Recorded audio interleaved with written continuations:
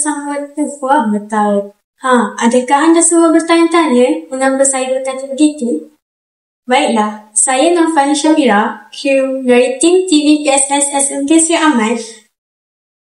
Baiklah, pada hari ini, sekolah saya telah mengadakan majlis sambutan kedatangan penolong health ehwal murid yang baru, iaitu Cikgu Zamzuri bin Ismail dari SMK Gaal yang telah bertukar ke SMK Sri Aman sebagai PKM. Adakah anda semua ingin melihat bagaimana majlis ini dilancarkan? Mari kita saksikannya.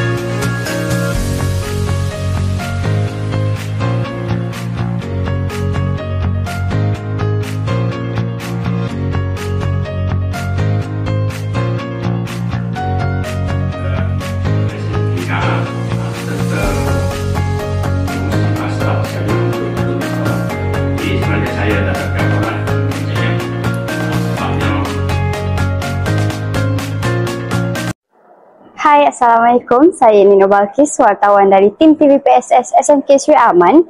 Kini bersama Encik Zamzuri bin Ismail selaku penolong kanan hal ehwal murid dari SMK Gaal yang melapor diri ke SMK Sri Aman sebagai penolong kanan hal ehwal murid yang baharu. Baiklah cikgu, saya mempunyai beberapa soalan yang ingin diberikan kepada cikgu, iaitu apakah perasaan cikgu apabila tiba di sekolah ini dan harapan cikgu terhadap semua pelajar di sekolah ini? Pertama sekali saya ucapkan terima kasihlah kepada tim PSS SMK Sri Aman atas temubual ini. Jadi kalau dikira ikut perasaan tu memang seronok lah. Yang pertama sekali sebab kita dapat berhubung dengan rakan-rakan yang baru di sekolah ini. Jadi saya mengharapkan komitmen ataupun kerjasama semua guru lah. Terutama guru-guru yang sebelum ini yang dah bekerjasama dengan PKM yang terdahulu. Jadi saya mengharapkan supaya dia dapat memberi komitmen kepada PKM yang baru, iaitu saya lah. Jadi saya mengharapkan supaya semua pelajar akan mematuhi, akan patuh pada peraturan-peraturan yang sedia ada, supaya sekolah kita ini sekolah yang terus cemerlang dalam bidang disiplin ataupun akhirnya dalam bidang akademik. Terima kasih kepada Encik Zamzuri bin Ismail atas kesudian wawancara ini. Sekian itu sahaja daripada saya. Assalamualaikum.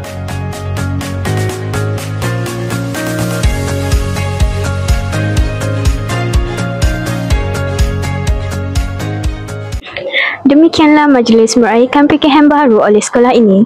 Kami berharap agar PKM dapat membawa pembaharuan kepada sekolah ini dan menjana kejayaan sekolah ini. Dengan ini, tamatlah sudah liputan pada hari ini. Saya ingin mengucapkan terima kasih kepada yang menonton. Bye!